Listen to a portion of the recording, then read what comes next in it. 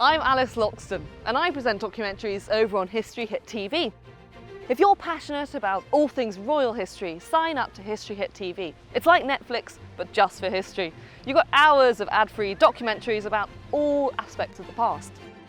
You can get a huge discount for History Hit TV. Make sure you check out the details in the video description and use the code REALROYALTY, all one word, when you sign up. Now, on with the show.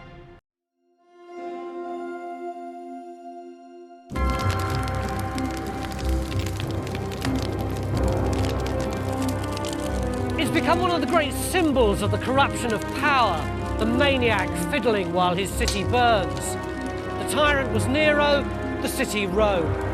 Fiddling while Rome burns is just one of the stories that's made Nero's reputation as one of the most evil men in history. The psychopath who killed his wife and mother, who threw Christians to the lions, who was condemned to an early death. All these things are true, but the fact that he never even played the violin should alert us to the fact that there's more to him than the monster that historians have consigned to the dustbin of the past. Because there was another Nero, a man who loved peace, not war, the world's first rock star, cheered by his adoring fans, an enlightened lover of music, theatre and the arts. And it's this Nero that I want to try and rescue from the ashes of his terrible reputation.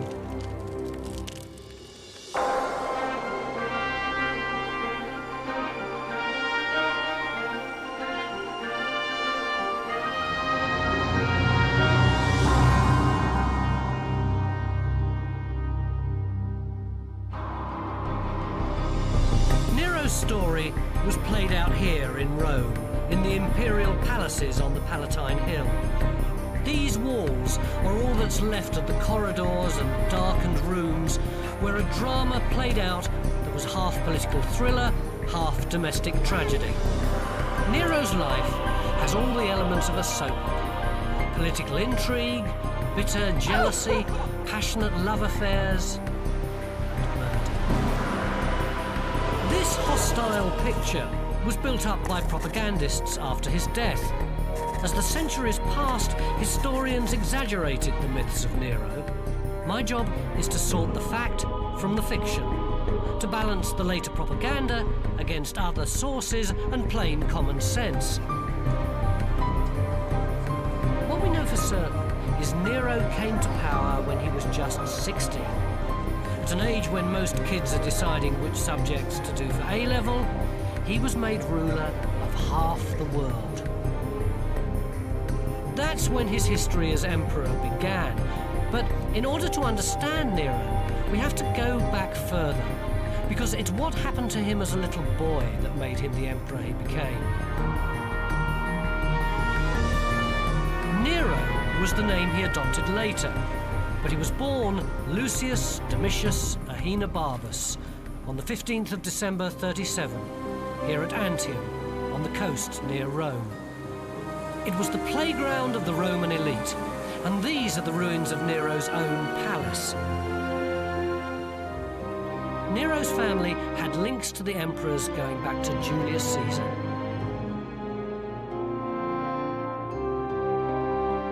Family connections were everything to the Romans. In terms of social standing, Nero had a great family, although in terms of a healthy psychological background, they were a disaster. First, there was his father, a tough and brutal alcoholic called Gnaeus.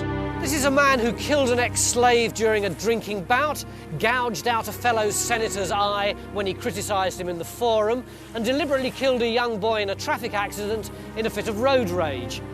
But the real aristocratic blood came from his mother's side. Nero's story is about the women who influenced him, and central to that story is his mother Agrippina, the ultimate pushy woman. She created him, she made him, and in the end, she all but destroyed him. Agrippina's father, the war hero Germanicus, had been heir to the imperial throne, but had died tragically young. She was ferociously ambitious and well aware that the only way to power for a woman was through a husband, or better still, a son. She saw Nero as her passport to power. Agrippina, like sort of a lot of mothers in particular, has an ambition for herself. She has a son who is going to become powerful, or could become powerful. Nero had rich, powerful parents, but he also had an uncle who was emperor. In the year Nero was born, Agrippina's evil brother Caligula became emperor. Caligula was paranoid. He saw treason everywhere. There were secret trials, political murders, and terror throughout Rome. When Nero was just 2, Caligula sent Agrippina into exile on suspicion of being involved in a plot against him. The toddler Nero was left in the care of his alcoholic father. Then, just as he was getting used to having no mother, tragedy struck again. His father died. Nero was abandoned, brought up by household slaves, a dancer and a barber. Hardly a good start for a future emperor. But in 41 AD, Nero's luck took a turn for the better. Caligula was assassinated by senators determined to stop his reign of terror. Nero's mother was brought back from exile. Caligula was replaced by Nero's stuttering great-uncle Claudius, a figure of fun who'd survived by looking harmless. Anyone who's read the book or watched the TV series of I, Claudius will assume that Nero's problems were over, but far from it. Claudius was much more than the wise, stuttering clown we're led to believe he was. He also shared the sadistic characteristics of his predecessor and kept the levels of terror at court just as high. There were secret trials in private chambers, suspects tortured in front of him just for the fun of it. Nero grew up knowing that anyone he was close to could be murdered at any time. But the chief threat to his existence didn't come from Claudius, but from his third wife, Messalina. The 7-year-old Nero became the pawn in a power struggle between 2 ruthlessly ambitious women. Messalina wanted her son to be emperor after Claudius. Agrippina wanted it to be Nero. Both women were willing to fight dirty.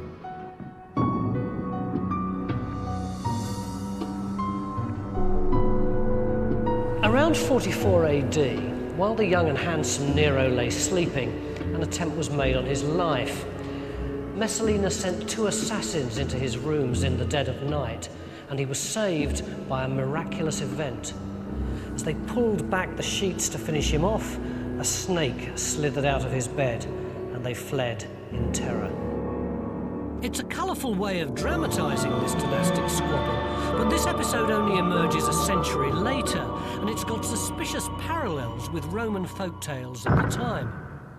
The only bit of evidence for this is actually a snake skin is found in the bedroom, which his mother has made into a bracelet for him. So it's one of those stories that it's rather like sort of Hercules and the snakes, and sort of Hercules kills the snakes. It's one of those stories which you make up about childhood. It's a lovely story, but it's probably not very true. It was Nero's mother, Agrippina, who Messalina had a reputation. She'd begun a scandalous affair that was the talk of Rome. Agrippina made sure that the news was leaked to Claudius, and Messalina was forced to kill herself. With her rival out of the way, Agrippina put the next stage of her plan into effect and married her uncle Claudius.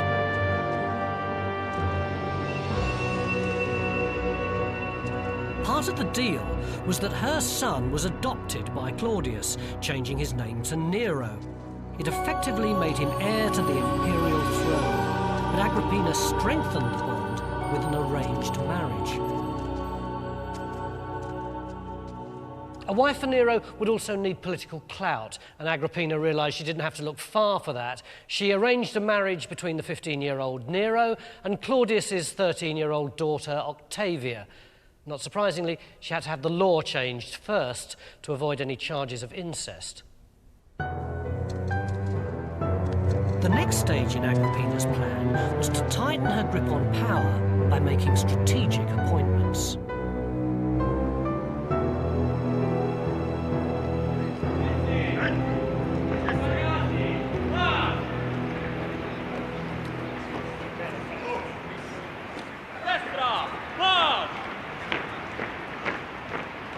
This is where emperors were made and broken. The Viminal Gate, a military camp on the outskirts of Rome that's still used by the Italian forces today. The legions weren't allowed inside Rome, so the emperor had his own elite force called the Praetorian Guard, who were based here. Any aspiring contender for the imperial throne who didn't have their support didn't stand a chance.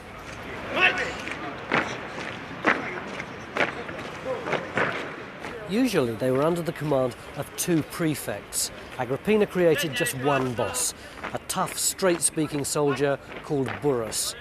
He and his fellow officers knew that they owed their loyalty to her and her son. Burrus was to be one of the twin pillars of support for the teenage emperor. Her second appointment was a masterstroke. The most respected philosopher of his day, Seneca, was employed as Nero's teacher and speechwriter.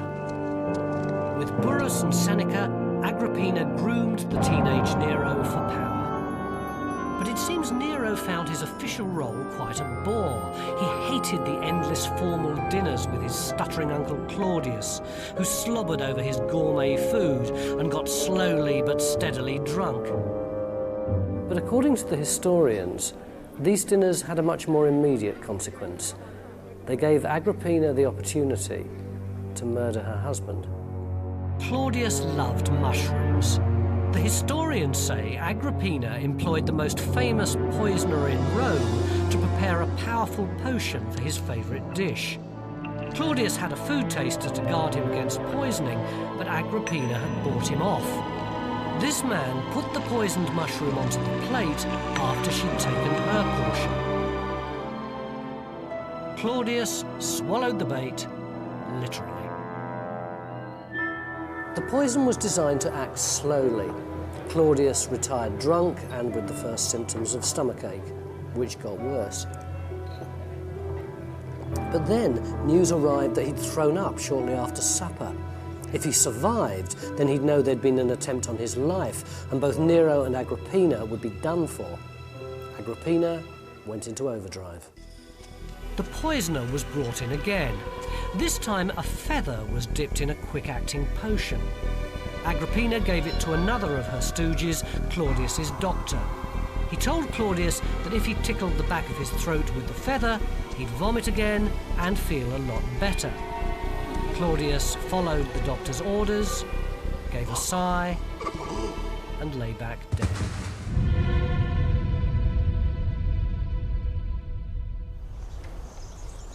Historians writing later enjoyed telling the story of Agrippina killing Claudius, but we now know that there wasn't any poison that could work that quickly at the time.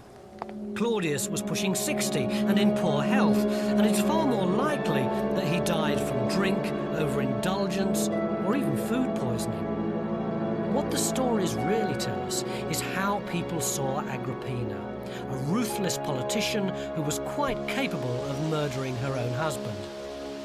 Whether natural causes or foul play, the next few hours followed the same course as imperial deaths have done from Maoist China to the Queen Mother. Agrippina didn't announce his death straight away. She needed to play for time. Prayers were offered up for the emperor's recovery, and musicians were invited in to cheer him up, even while his body was growing cold. As a precautionary measure, she called out the Praetorian Guard from their barracks to surround the palace while she worked on the official announcement with Burrus and Seneca. Finally, at midday the following day, the pronouncement was made. The emperor is dead. Long live the Emperor Nero. The crowds loved their glamorous 16-year-old ruler. Claudius's palace on the Palatine had been a place of fear, secretly run by the emperor's clique. Now Nero announced a new regime. The Senate would be restored to power. Tyranny was over. It seemed a new era had dawned. Agrippina and Nero both knew that he owed her everything. When the Praetorian officer came to him that evening to ask for the official password, Nero told him it was to be Optima Mater, the perfect mother.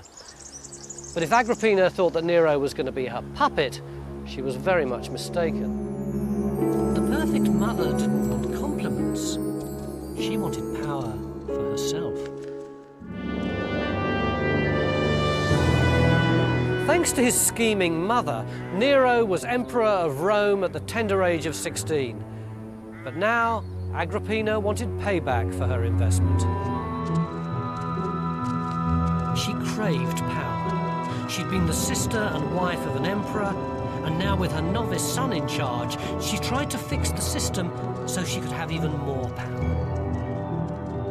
She got the Senate to meet up here in the palace rather than down there in the forum, so that she could listen to the all-male assembly from behind a curtain.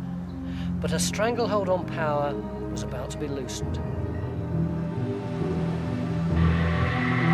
No Roman woman could hold political office, but it's clear from these coins, minted at the beginning of Nero's reign, how Agrippina wanted to be seen.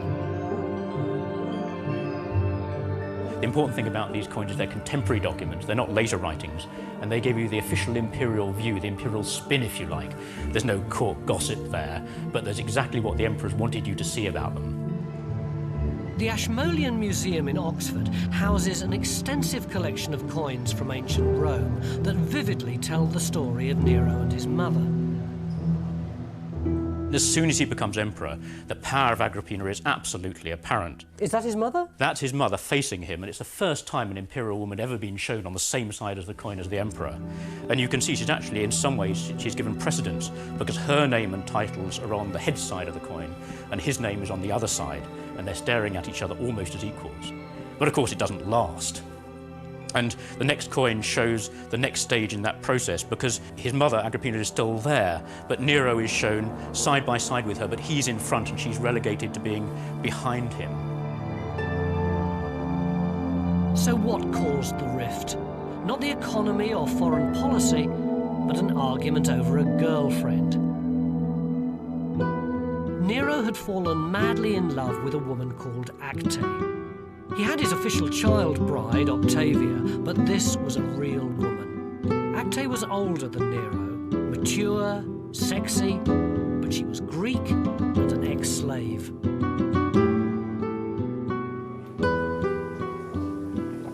Nero wanted to keep news of the affair from his mother, but he wanted to get rid of Octavia and marry Acte. And when you want to divorce your wife and make a slave girl the Empress of Rome, it is a bit hard to keep it a secret.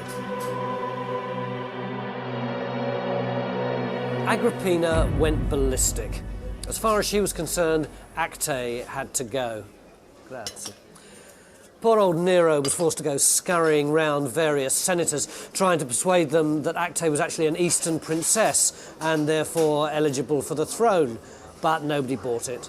Nero had to give up love for duty, and it hurt. Agrippina may have won, but in the long term it damaged her. Bullying Nero forced him further and further into the arms of his advisors, the philosopher Seneca, the head of the Praetorian Guard, Burrus, and a few elder statesmen, who were quite prepared to put up with Nero's foibles, but not those of his mother. Within a year of taking over, the balance of power had shifted in favour of the 17-year-old. Nero moved Agrippina out into a separate palace. For a time, he barely spoke to the woman who had once been the perfect mother. He was his own man. And here, we begin to unpick the myth of the tyrant Nero. Because even historians like Tacitus, who destroyed Nero's reputation after his death, had to admit that the first 5 years of his reign were a huge success. He gave power back to the Senate, he administered the provinces fairly, and cemented his popularity by giving every citizen a cash handout. As a fun-loving teenager, he seemed to have a natural touch with the man in the street. Bread and circuses has always kept the mob happy, but now Nero came up with a brand new ploy, the lottery.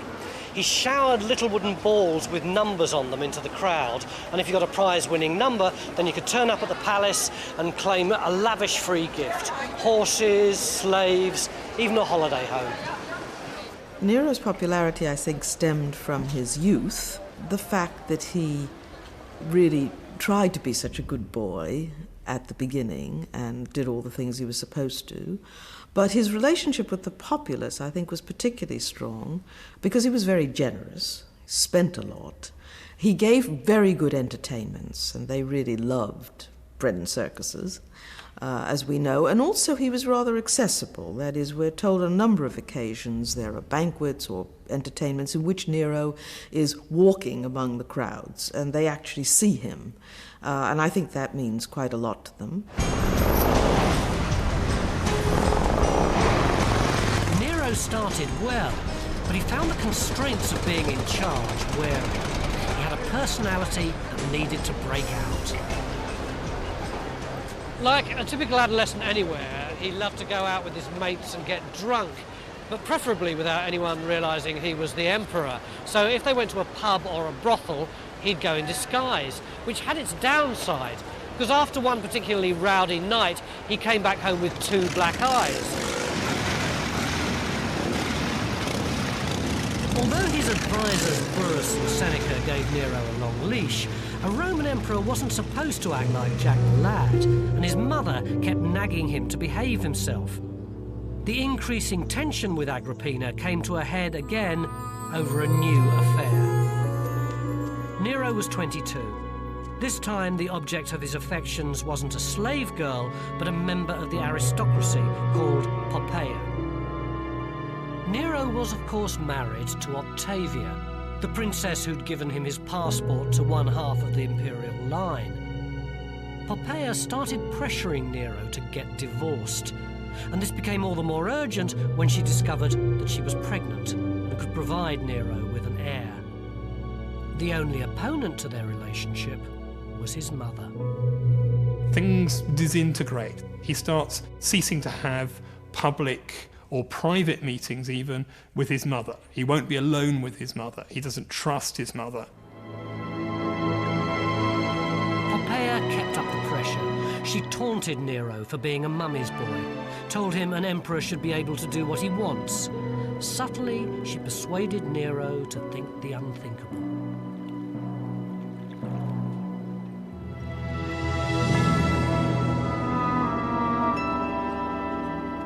No one knows for sure when Nero decided to kill his mother, but we do know exactly how he did it, and no one but him could have thought up such an extravagant plot.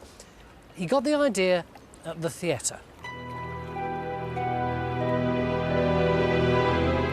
He went to a show with some friends, and part of the entertainment was a boat that collapsed, and out through the holes ran a whole series of wild animals.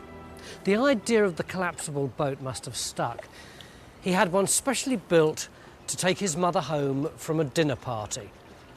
On the night of the murder, it was waiting at the quayside, crewed by his loyal naval commander, Anicetus.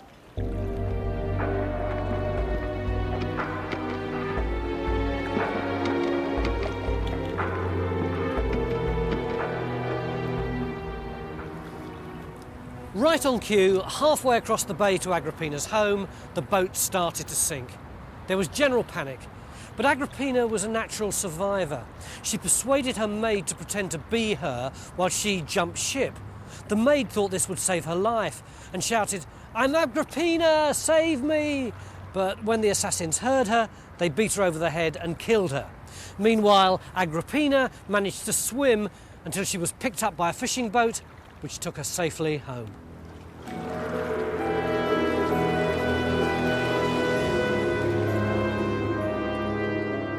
Home, but not safe.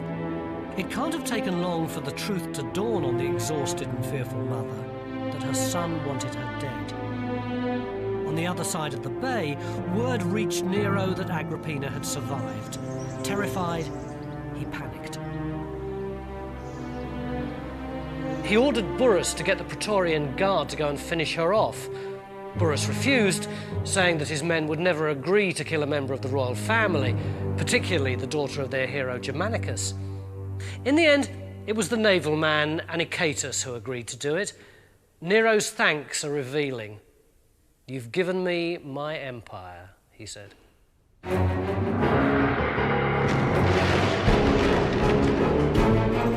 At dawn, the sailors broke down the doors of Agrippina's villa. As they burst in, her servants fled, leaving her alone to face her executioners. At first she stalled, playing for time, saying, "Thank you, please go back to the palace and say that I've fully recovered." But as they moved closer, she screamed that her son would never have ordered her murder. In reply, they beat her over the head with a club. As she fell to the ground, she pointed to the womb that had borne Nero and said, "Strike me here." They did as she requested, and she died.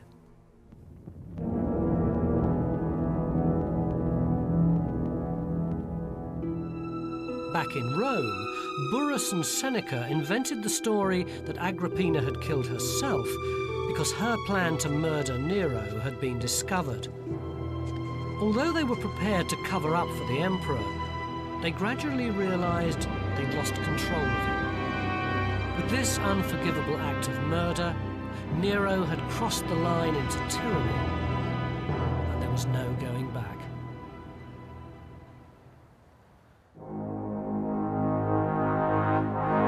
Nero's reign as emperor had started with great acclaim, but by the age of 22, power had already corrupted him.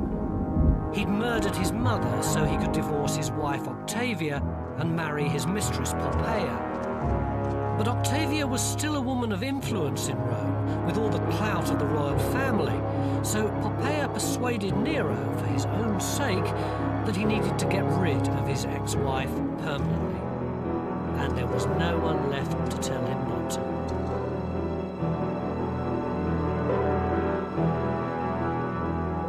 Unable to deal with Nero, the philosopher Seneca had retired to the country, and his military advisor Burrus had died. He was replaced by a ruthless yes-man, Tigellinus. If Seneca and Burrus had managed to keep Nero on the rails, it was Tigellinus and Poppaea who derailed him again. They invented a plan for Nero to humiliate and discredit Octavia with a trumped-up charge that she'd slept with an Egyptian musician. Her maids were systematically tortured to provide the evidence, but Octavia inspired such loyalty that they refused to crack. Even in her death throes, one of them used her last ounce of strength to spit into Tigellinus's face the words, "My mistress's vagina's cleaner than your mouth." But their plan to humiliate Octavia backfired. They'd not only underestimated the loyalty of her servants, but they'd also reckoned without the affection of the Roman mob, who adored their old empress. They came out on the streets in force, hurling Poppaea's statues to the ground, reinstating Octavia's, and covering them in flowers. The people didn't like a descendant of the noble Augustus being treated like dirt. Nero knew he'd have to come up with a pretty convincing plan to discredit Octavia if he was going to have any chance of survival. So he invited Agrippina's assassin Anicetus to the palace, and he offered him a stark choice. He could either go to the Senate and say he'd slept with Octavia, or he could be executed. He went to the palace and he gave a very convincing performance. He said that Octavia not only wanted his body, but she also wanted to get the navy on side so she could effect a political coup. Everything was going to plan, and Nero waved goodbye to Anicetus as he set sail for rich exile in Sardinia. Octavia was taken off to a prison island near Naples, where she was murdered quietly after her arrival. Her severed head was sent to Poppaea as a trophy. Somehow Nero weathered the storm that followed. The mob were pacified with more free gifts and entertainment, and Nero was left to enjoy life with Poppaea here on the Palatine. He wrote poems, studied singing and acting, and hosted soirees with poets and artists. He might have been remembered as a noble patron of the arts, if it weren't for the greatest catastrophe of his reign.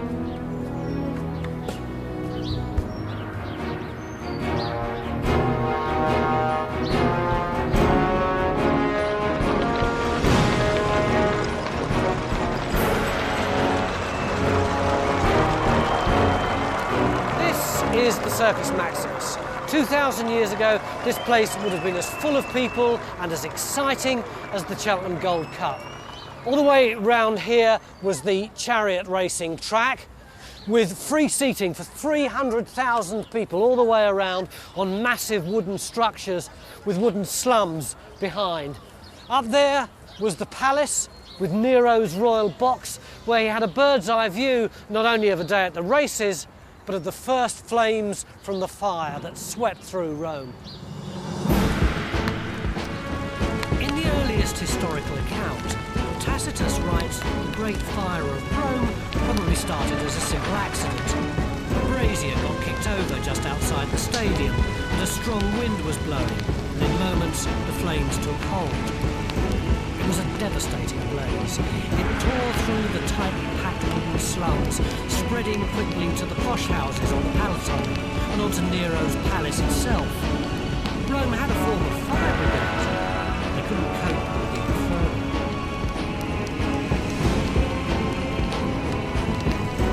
It was the worst fire in history until Hamburg and Dresden in the Second World War, and it literally burnt itself into people's memories. As time went on, people started telling stories about Nero himself seen on the palace balcony with a lyre, manically reciting his own epic poem, The Fall of Troy, as the flames lapped the Palatine. And it's these stories, recorded by later propagandists, that sealed Nero's reputation. But Tacitus tells us he wasn't even in Rome. Nero was actually miles away, here at his holiday villa in Anzio when it happened. Immediately he heard the news, he jumped on his horse, rode back to Rome and took charge of the firefighting and organising shelter and food for the homeless. Day and night he could be seen rushing around the city completely without any of his bodyguards, who he'd told to go and help fight the fire, until eventually, after 9 long days and nights, the flames gradually abated. And it didn't stop there. When the fire was eventually put out, Rome was devastated, and there were thousands of homeless refugees. Nero acted swiftly to solve the problems caused by the fire. He slashed the price of grain and let people camp in the temples of the Forum while their homes were rebuilt. He also commissioned innovative plans to design a safer city. So why do we remember him as the villain of the piece? The answer is the simplest in history. All these good plans needed funding. Nero imposed a fire tax. It made him far more unpopular than killing his mother. He'd come good in a crisis, but hitting people in the pocket afterwards was the unforgivable sin. And despite his labours putting out the fire, when he started to rebuild his palace, rumours began to spread that he'd had something to do with starting the fire himself. He needed a scapegoat, and his choice was to seal his reputation throughout history. He picked on a small religious sect who were already deeply unpopular. They were called Christians.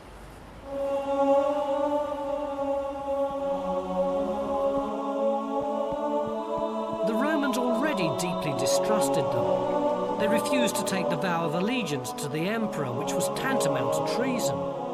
So when Nero needed someone to blame for the fire of Rome, they were perfect.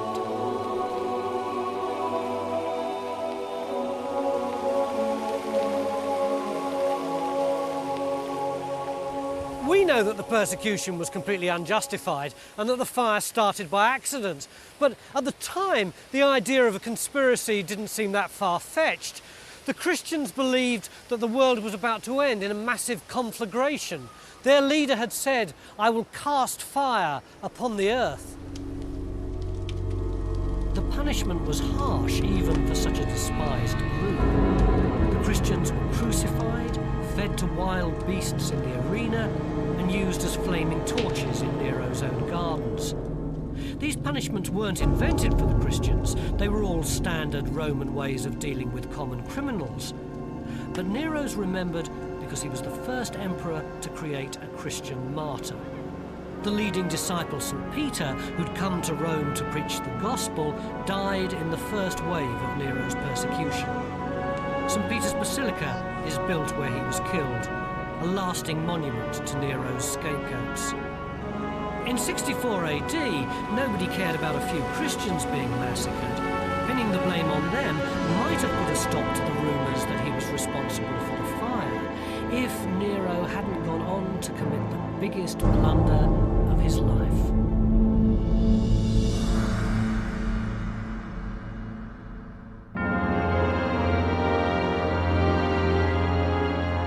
Nero had done his best to squash rumours about his part in the fire of Rome. With 2 architects, he'd redesigned the city for the public good.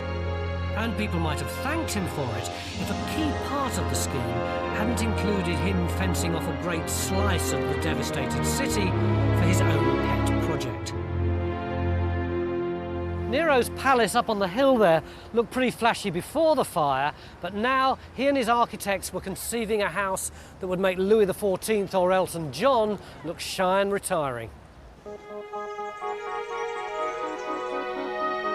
The Golden House was a fantastical design. Villas and palaces, gardens and parkland, a vast lake, and at its entrance, a golden statue of Nero as a god, 120 feet high.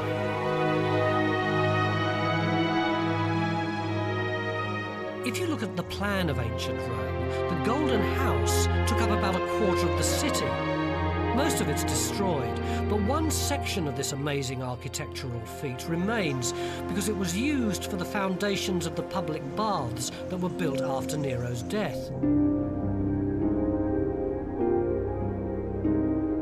In Nero's day, all this would have been open to the light, but now it's a vast underground labyrinth.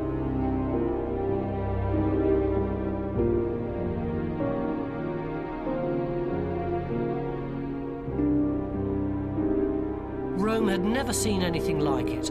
All the walls and ceilings were covered with great art. 14 centuries after Nero, Renaissance artists were still being lowered down through the roof to study the paintings.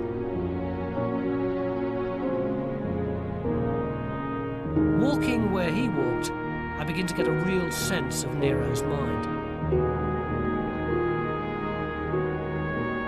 He was obviously refined, but detached from political reality. He wanted popularity, but he couldn't see how something so beautiful would wind people up.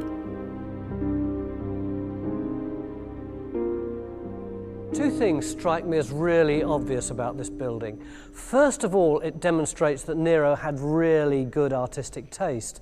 But secondly, how affronted the citizens of Rome must have been who just had their houses burned down when they saw this huge edifice going up. I don't think I'd ever realised until now that there still existed anywhere in the world a Roman house as big and magnificent as this. And what a house it was.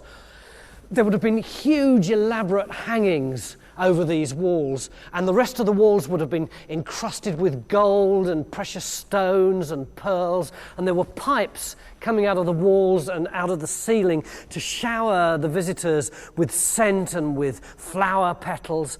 And this room, which was the centrepiece, revolved. It was a rotunda, and it rotated day and night in synchronization with the stars.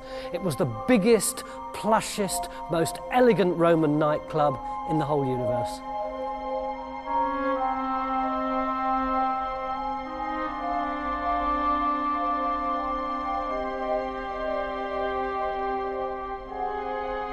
Nero poured public money into building the Golden House, and that alienated him from the mob, who before that had always supported him.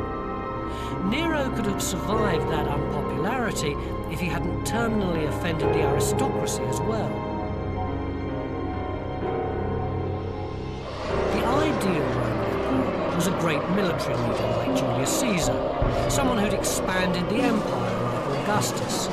But Nero didn't like war. He didn't even like watching gladiators. He wanted to be a different sort of leader, one who promoted poetry, theatre, and peaceful games like the Greeks had. To the Roman elite, this created a huge division between them and Nero. To them, it was all effeminate foreign nonsense, and what's more, highly inappropriate behaviour for an emperor. Worse still, Nero didn't just promote these cultural pursuits, he actually took part.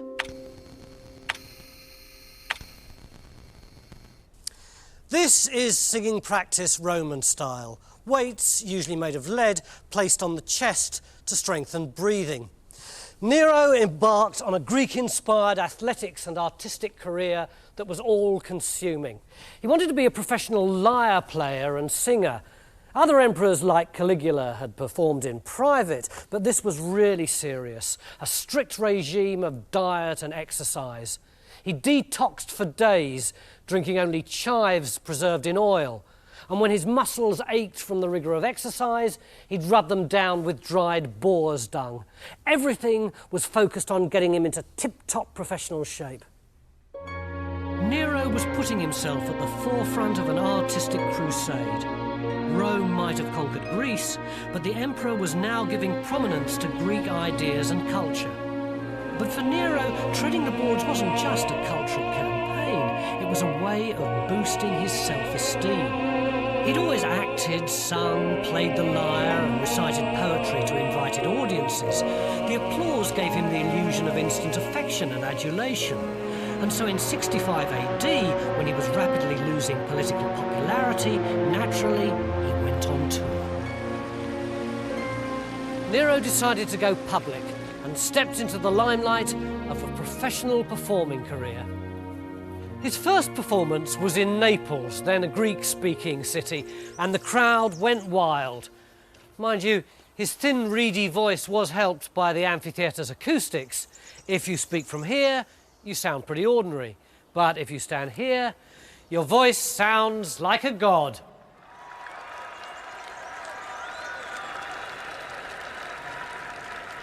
The Greek population of Naples loved it. They cheered, they clapped, they encored. But like a rock star, it went to his head. The adulation he'd always craved was finally in his grasp, and now nothing would stand in the way of his ambitions. On a wave of popular acclaim, he set out on a wild, crazy, artistic conquest of Greece itself. You couldn't say it was a modest affair. 2,000 carts of men and equipment, including 5,000 paid applauders to ensure he received a rapturous reception at every gig. The 4 major Greek festivals went in yearly rotation, but to fit into Nero's schedule, he got them all to take place during his visit, and he entered every one. In front of the judges stood the ruler of the known world.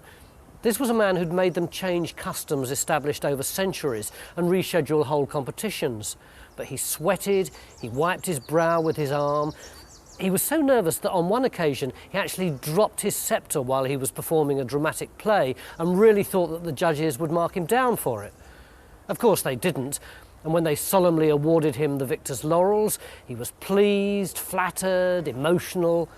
There were 1,800 competitions that year, and Nero got first prize in 1,800 of them. In Greece, Nero was genuinely popular, not least because he declared the country free from taxation. But back in Rome, they were horrified at Nero's antics. To make matters worse, he awarded himself a triumph, the traditional celebration of a returning military hero. Instead of the emblems of successful battles and captured prisoners, he paraded with his laurels and his medals. To members of the Senate, it was demeaning to the name of Rome. It wasn't what a Roman emperor should be doing. Nero's grip on reality was loosening, and his time was running out. He was 30. He'd been away from Rome for over a year. Leaderless, the neglected empire was falling apart. He'd never bothered to visit the military outposts, and this lack of interest was coming back to haunt him. But as rebellions broke out and his army began to defect, Nero seemed paralyzed. He simply sat at home, unable to act.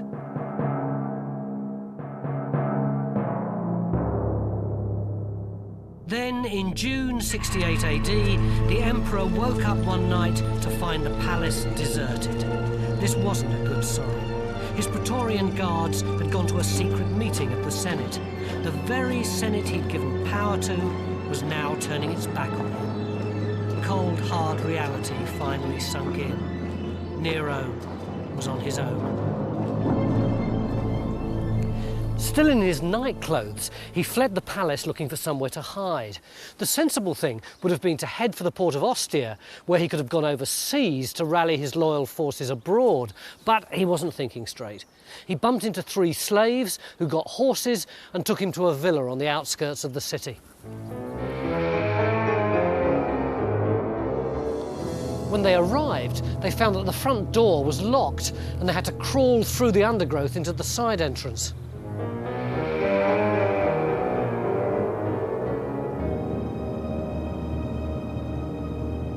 They were holed up now, and there was nothing to do but wait. Eventually, a messenger arrived with the news that Nero had been declared an enemy of the state and had been sentenced to death in the ancient manner. Nero had no idea what that meant and asked one of the slaves, who told him he'd be stripped naked and paraded through the streets of Rome with his head clamped in a forked branch. Then he'd be stoned to death. The slave politely added that suicide might be the better option.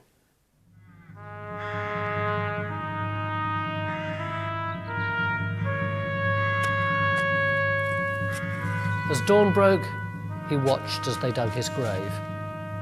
Then some Roman soldiers approached, and with the help of a slave, he stabbed himself through the throat. His last words were, "What an artist dies with me." He was 30 years and 6 months old, the last of the Julio-Claudian line that stretched back to Augustus.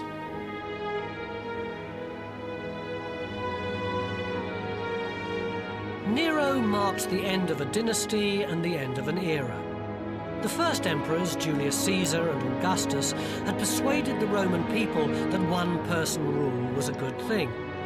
Over the course of a century, there'd been 6 emperors, but the dynasty had degenerated into corruption and self-indulgent tyranny. Rome stuck with the idea of an emperor, but after Caligula and Nero, it was clear that just being related to Caesar and Augustus wasn't enough. After a year of chaotic civil war, the next emperor, Vespasian, wasn't related to anyone special, but he was what the empire needed, a common-sense leader. In an attempt to wipe out Nero's memory, he knocked down the Golden House, drained the lake, and where the great colossus of Nero had stood, he built the public theatre we call the Colosseum. But Nero was too colourful a character to be forgotten.